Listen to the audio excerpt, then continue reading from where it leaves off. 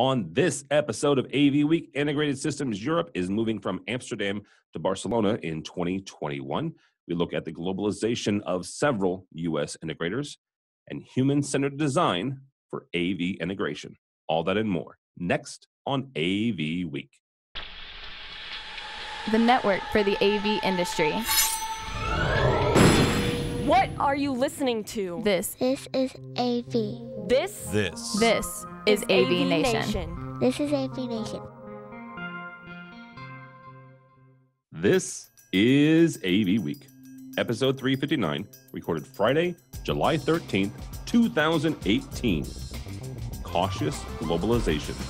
Support for AVNation is brought to you by Kramer, AV Beyond the Box, and by Peerless AV, driving technology through innovation.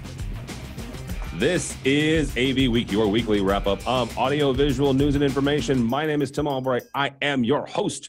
With us to talk about the news and information we have gathered this week. First and foremost, you know her on the Twitters as AV Dawn. She is also one of the hosts of our AV Social Show. It is Dawn Mead. Welcome, ma'am. Thank you very much. Thanks for having me, Tim. Absolutely. And just for the record, Dawn and her co-host Kelly kicked butt this week, and we just released a brand new AV Social this Friday. We're recording this on Friday, but you're not going to listen to this till Monday, so go back and listen to the really, really excellent AV Social this week. Also up next, the host of our residential AV news program, ResiWeek, and owner of Omega Audio Video, and a CDA board member. His name is Matt Scott. Welcome, sir. Thank you for having me back on the flagship of our network. Stop it. You're welcome. Also with us is the host of our control and automation program, and I honestly didn't plan it this way, having three of our hosts. He's also the owner of Control Concepts, and his name is Steve Greenblatt. Welcome, sir. Thanks for having me. Glad to be here. Oh, thank you, sir. First story up actually came up out of the blue yesterday, and reading some of the folks and some of the other bloggers and writers out there, it seems very much out of the blue because it appears as if Integrated Systems Europe didn't exactly mean to announce this yesterday, but they did nonetheless because a local Barcelona newspaper actually posted that this was happening. So what is happening? Integrated Systems Europe, ISE, the world's biggest AV show, is moving from Amsterdam, which they have been there for the last 14 years or so, moving from Amsterdam to Barcelona, starting in 2021. What that means real quickly, when we say the world's largest AV show this past February, they had 80,000 people in attendance, with somewhere in the neighborhood of 50,000 square meters over 15 halls. Now, the place they're going to in Barcelona is a place called the Ferry de Barcelona. It has over 400,000 square meters over 14 halls. So obviously there is room to grow there. At 80,000 people, I say that that's the biggest. It means it's the most attended AV show in the world. That gives them room to grow. I know Matt and I were at the show this year. Steve was at the show this year. Matt and I were having dinner on the Monday before the show opened, and conversation was already happening during our dinner about speculation about where the show was going, if it was going anywhere. And we did an interview with Dave Labuska, CEO of AVWeek, and he said, on the record and on our recording, we're actively trying to work with the RAI and look at different avenues and different roads to take. Talking with a number of other folks at ISE, they were working with the RAI and trying to figure out how they could expand the space. Obviously, some things happened or some things didn't happen, honestly, and the RAI probably just came to the conclusion that there's just only so much land around the RAI if you've ever been there. Matt, I'm going to start with you on this. As far as what this means, not only to ISE, obviously, moving operations, because they do have a team in Amsterdam. They'll have to move those out in a couple of years. But how will this impact ISE's position as the first stop, the first place in the year for manufacturers? Because it has become the first place where people, release product, and they've kind of changed their manufacturing cycle and changed their design cycle to where ISE is one of the first places that they're going to start announcing products, with over 100 announcements last year. Well, I think if there was any question that it is the go-to place to announce your newest product, your flagship product, that question is now gone. The fact that they are now in or going into a larger convention space, a area where they can continue to expand, every manufacturer can grow their booth or their stand as maybe not as much as they want, but there's opportunities that there was not that weren't there with the RAI. And the fact that this show is going to continue to expand, continue to grow, and I would be shocked if we don't within a couple of years see this show reach over 100,000 people. Really? I don't see adding 20,000 more being that difficult. When you look at what Cedia is doing with their expo, with Emerald as well as what Infocom's doing as far as adding more end users, more designers, more architects, more tertiary partners, if you will. We're going to see that in Europe. We're going to see that continue to grow. And the fact that there is now more space and you can add more people, because all you had to do was walk into, what was it, Hall 15, the parking lot hall? The new hall, yes. Yep. Walk into that in the parking lot and see how many big players were stuffed in a parking lot tent. Tesla. Yeah. And know that they're coming for, they want to continue to grow and continue to expand. And all you have to do is continue to add more vendors. You'll add more people. It's going to be the place where everything is, maybe not everything, but the majority of flagship products are debuted. Steve, I want to bring you in on this because I mentioned the fact that you were there last year as a part of AVIX's search leadership committee and on your own as well as Control Concepts. Getting to Amsterdam, and this is more of a logistic questions and what this is going to do to the North American attendance. Getting to Amsterdam was relatively easy from North America, both Canada and the U.S. And I want to say there was 20 to 25% attendance at ISE last year from North America. How big of an impact do you think this will be moving it from Amsterdam to Barcelona on that percentage of North American attendance? I think that I'm not that familiar with the travel logistics of getting to Barcelona versus Amsterdam, but I think that they're both a commitment, and there's a time commitment, there's a cost commitment. You're traveling and considering of budgeting probably a day each way. So the fact is that it's a cost benefit type of situation.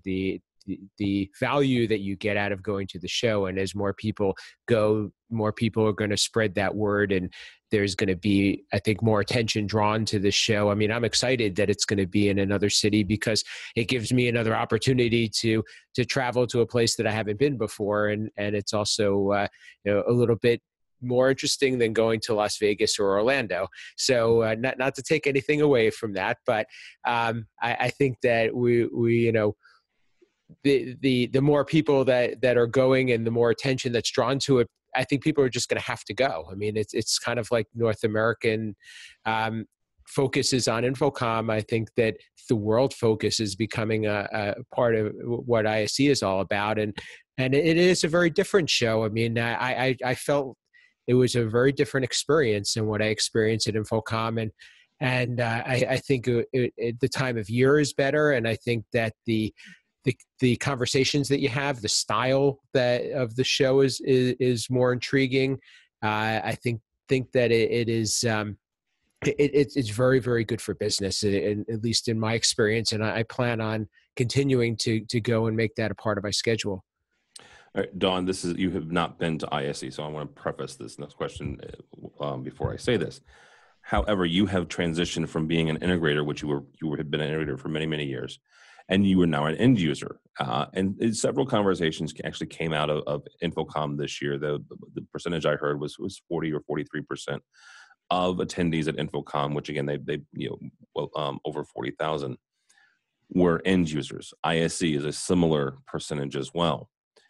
is a move like this to a different city, and some of the changes that ISE has made, does that make you maybe want to go to an event like this, or as they're transitioning cities and transitioning some of the programs that they have that, like Steve mentioned, to cater to the end users? Does that make it more interesting maybe to end users and make it more accessible? And the second part of that question is what else do they have to do to make sure that, not just the numbers, but the show itself is quality enough to make sure that both integrators and those that are decision makers want to attend their show? Well, as you said, I haven't been to ISE before. I've wanted to go for years and never worked for a company, an integrator large enough or geographically diverse enough to justify going to a show in Europe. Working for a regional integrator, going somewhere outside of your region in the US is a big deal. Now I'm working for an end user, but I'm also working for a multinational company. And it's much larger. We have presence all around the world. And so we have offices in Europe. We have offices in the Middle East. We have offices in Asia, literally everywhere. So it's more likely for a company of this size and type to send someone to a European show in addition to or instead of a local show. Now, I do think, though, it's interesting that ISE has really become the place to kick off the brand new shiny products. And more, we have these mega integrators who work nationally or internationally, and they want to go and see the new stuff while it's new. I would almost venture a guess that as things evolve, other than end users in Europe or geographically conducive to going to ISE, I wouldn't be surprised if ISE became the show for integrators to attend and Infocom more focused on the end users and the technology managers, because like I said, a lot of geographically challenged smaller or regional companies, universities, whatever, they can justify going to Orlando, they can justify going to Vegas, but they can't justify flying someone to Amsterdam or Barcelona for that matter. So I think it may evolve that way. And then the question becomes, what's going to happen to that small integrator, that mom and pop boutique size integrator, the ones like that I used to work for? And probably the same thing that's happening right now. They're either going to close or they're going to get bought by one of the big guys, which is, how many shows in the past year and a half, 2 years have we talked about that trend? So it's an interesting question. I would love the opportunity, if any of my bosses are watching, to go to ISE, whether it's in Spain or Amsterdam. But either way, I see that it may diverge between the integrators, manufacturers doing the premier, look at the cool new tech, wow factor, and then from February to June, having time to develop those business cases, those use cases, those scenarios, the marketing part of it, that they can then say, okay, end users and technology managers, here's your shot at looking at the new stuff, and here's why it's relevant to you. And I think that might be an interesting take if it evolves that way. Well, actually, that segues really nicely right into our next story, which is about a large integrator in the U.S. getting bigger. From AV Magazine, Diversified is purchasing Digitavia in Dubai, quote unquote, from the article. Diversified CEO Fred D'Alessandro said, quote unquote, "We are thrilled by the tremendous opportunity for growth in the region," meaning the Middle Eastern region. Dawn, I actually want to come back to you on this. Dawn works for a multinational corporation. Let's just leave it at that. But what sort of advantage does this give Diversified and actually other U.S.-based integrators as they're starting to grow out and get bigger and, be honest, kind of grow alongside or meet other multinational corporations where they are in their worldwide offices? I think it's a double-edged blade. I think it has some really great advantages for the larger integrators that can afford and have the ability to do moves like this, because you do develop a relationship when you do a job, when you do a project with your end user. And if an end user loves your company, but you're a mom and pop, you can't fly to Dubai from, Owings Mills, Maryland, in the suburbs to do a massive project. But if you're working with a company that you love and they have offices in the Middle East or Asia or wherever, then it makes it easier to stick with that trusted voice, that trusted partner for your technology needs. And I think that would be a great benefit to these companies. So, if you're not already, beyond the borders of the US, consider it. But, and I will warn you this way, there is the double-edged sword of it, in that if you screw up a job, and there are 1 or 2 companies on the top 10, according to whichever magazine it is that ranks them every year based on size, there are a couple of those companies that the company that I joined won't do business with, because it might only be a branch office and it might be an anomaly, but if they messed something up and you get on the bad side of that procurement person, you get on the bad side of that decision maker within the AV department, it's not going to go well for you. And that reputation will travel with you. Your branch A up here might screw something up when branch C is bidding on a job in a totally different part of the company, or different part of the world, or even a different part of the US.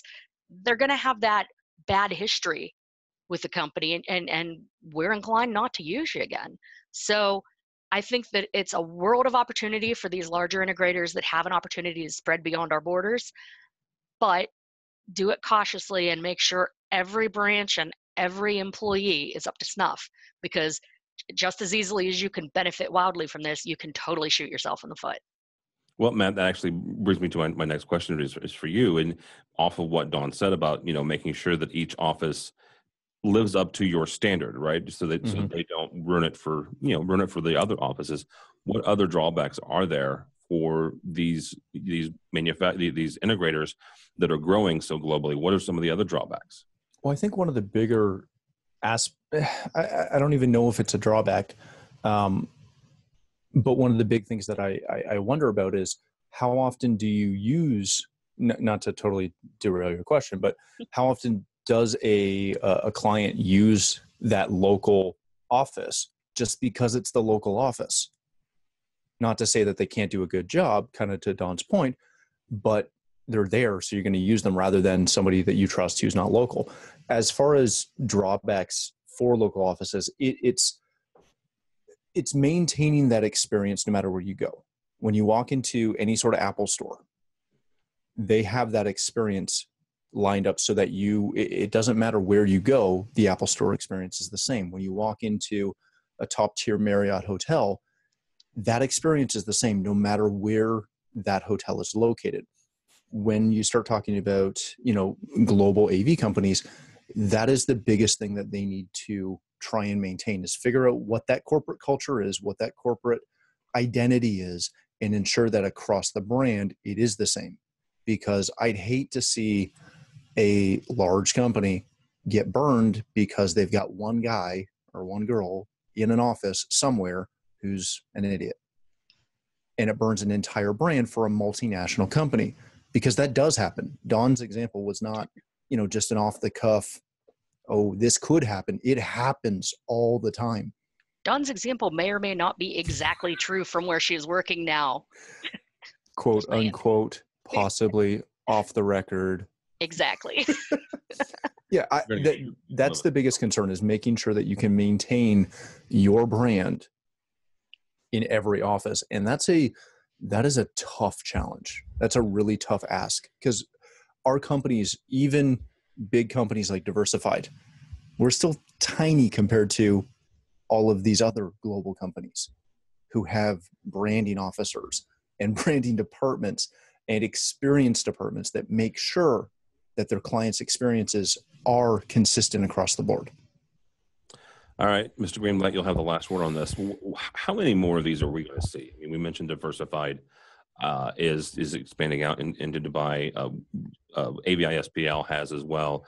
HB Communications, Varex has a number of global offices. How many more of these are we going to see? I think that it's driven by what customers are looking for, I think, as well as being able to also, I honestly think that there's also a value in acquiring talent. So it may be, in addition to location, is acquiring certain talent, and this industry is very starved for talent. So I think where the talent is, there likely be acquisitions, and I what we're seeing as being a trend is that there's more and more consolidation in the industry, both on the integration side, on the manufacturing side, and but they all present challenges, quite honestly, as we've discussed. And I think there's the challenges of being able to merge companies that may work differently. There's the challenges of having to really work and handle things to such massive scale. I mean, AV is tough to scale. So although I think that this is kind of the nature of where business is going, I'm not necessarily sure that it's the great thing for the industry. You don't think that the globalization of integrators is a great thing for the industry? I think it presents a lot of challenges. It may be needed, and it may be what the clients are looking for, but I don't necessarily know that it's necessarily improving the product, as we've discussed. Very good. All right, guys. Last story here comes to us from Commercial Integrator, Measuring Your AV Design Skills by Adam Forziati. Adam writes about creating an AV system design guide, and quotes Rebecca DeStallo from the AVIXA Tide Conference in Vegas this past June, and lays out kind of a system, a program for creating a design process. Number one is your research. Number two, you ideate, creating ideas. Number three, prototype. Number four, evaluate. And number five, launch. Steve, I want to start with you on this. When it comes to designing AV skills or designing, honestly, modules and programming, what if any steps did Adam miss along the way here? Well, I think I mean, I love the idea. What I think the miss is that we're not doing it.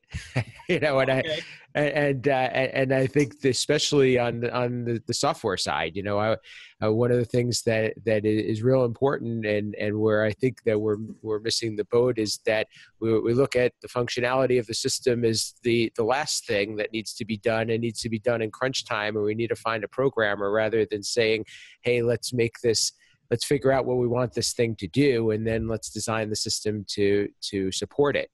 I'm doing some work now with AVIXA on the user experience standard, and this is what this is all about. I mean, this article is gold. This is the way we should be doing stuff, and software development needs to be thought of as the critical part of a project rather than the afterthought. And I think that we can learn a lot from even looking at how typical software products are being developed and approached. So, I mean, I love this idea. I think that we should be promoting this to everybody. Mm-hmm. Dawn, from an end user standpoint, how can you or other end users lead their integrators to use a design standard? How can you help them along the way and say, this is something that we'd like to see? Well, first of all, just to correct you slightly, the article isn't just talking about a design standard, it's talking about a human-centered design. I'm sorry, you're right, human-centered design. And that's the key vital words. And Steve, used the words, it's about the experience. It's not just about making the shiniest, coolest thing. It's about making something functional, usable, and that provides value. And so as an end user, I'm going to, especially as an end user that's somewhat educated in our field, I'm going to go to an integrator that comes in and starts talking about the latest shiny boxes and say, that's cool, that's awesome. I saw it at Infocom too, or ISE, but here's what I need to have happen in this room. Here's what my internal end users want to use this room for. Let's not talk about boxes. Let's talk about how we're going to make that happen, because other than at the Infocom show or your specific manufacturer, nobody cares about your boxes. Nobody cares. And that really, really hurts and is painful to some of the people in our industry who love their boxes. They love their gray boxes. A few years back, one of the manufacturers even made a t-shirt about the new gray of their box, but it's a case of, we don't care. We just want it to work. It works on Star Trek, it works on Star Wars, it even works on the boardrooms on the contemporary TV shows, and it works in some of the boardrooms we visited. So why can't it work in my boardroom? That's what people care about. Not to be a shameless self-plug, but in the latest SCN, I wrote a whole article about defining experience, what experience means. And it's not the ooh shiny. It can be. That's part of it. But the more important experience is my CEO, my president, my vice presidents walking into a boardroom or a conference room or a video room, sitting down and A, having a consistent experience from room to room, and B, having equipment that just works, because it's not about our equipment. It's about the message they're getting out to their constituency or to their engineers or to their partners. They don't care about our boxes. They want things that work and that work well. And so as an end user, you know, I'm an AV geek, you know, I like boxes too, but I'm going to say, I don't need that. I don't want that. I need something that's going to work and be reliable. Yeah, absolutely. All right, Matt, last word on this. From an integrator standpoint, what can integrators do to ingrain this and put this as a standard in their engineering department, whether it, you know, human-centered design, creating design standards and getting that as a standard operating procedure for their engineers? Get out of your own way. Because, you know, I was in her session that Adam's talking about. Yeah. And we tweeted a couple of things out from it, and I got a lot of pushback from a lot of people that are fairly loud within our industry about how we're already doing this and we already know this. You've been talking about it for years, but we're already doing it. And I'm here to tell you, you're not, because we are all caught up on what Don was talking about our boxes and our interfaces and all this other stuff. And people don't care. The best thing I ever learned in programming, not mattering whether it was residential or commercial, is I would give it to my mother. If my mother could not look at it without any instruction from me and figure out how to turn on a TV or turn on and connect to the ClickShare, if she couldn't figure it out, no one else had a chance. If we have to give instructions and everything else for all of our human-centered design, we've still lost it. Yep. We need to understand that we come into all of these conversations and all of this debate with knowledge of how these systems work. And because we have that knowledge, a lot of stuff just makes sense to us, even though our clients don't understand it. Right. So when you look at the human-centered design and the standards for that, it's going to take a lot of time for us to realize that our clients, our end users, they do not understand this stuff. And that's not a negative on them. It's not an insult to them. They just don't think about it the way we do. You look at the residential side and you would be shocked how many people don't understand how to change an input on a TV. Yet we think that they can look at a touch screen in a boardroom that's different than half the other boardrooms, because one's a huddle room and the other one's an exec video conference room. And they're going to know what to do. They're not. Until we get these standards in place and then everyone actually uses them, it won't matter. And we'll keep talking about this, and they'll keep doing events like Tide and every other event, and people will get up and tell us to stop being stupid, get out of your own way, sell more stuff. If people know how to use it and can do it easily, then we'll still get blasted on social media and everything else about how, oh, we're already doing this, and IT will still come in and take all of our lunch. No. Can I get an amen? Bam. Reach. Bam. I don't drop mics because, well, I know better. No, I know better. But I would drop something. Yeah. All right. Send me hate mail. It's Matt at AVNation.tv. All right. On that lovely, we're going to go ahead and call it a day. You're Guys, welcome. Thank you so much. Ms. Dawn Mead, how do people find you if they are so inclined? Well, you can always find me on social media as at AVDawn or Dawn Mead.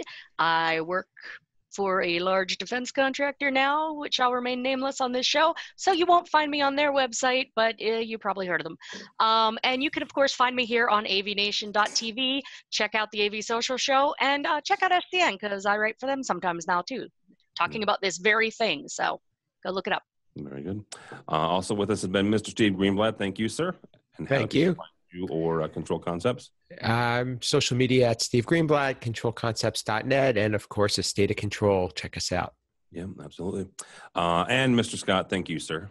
Thank you for having me. I hope I'll get back after that tirade. Another 2 or 3 years, yes. Yeah, pretty much. You can find me at Matt D. Scott on Twitter and every other social platform. I also host AVWeek here. I'm on the board of directors for CDS. You can find me there as well. And yeah, I'm around. All right, very good. Don't follow me on the Twitters, but go by the website if you would, please. AVNation.tv, AVNation.tv. Lots of really great people have done an awful lot of hard work on it, so check that out.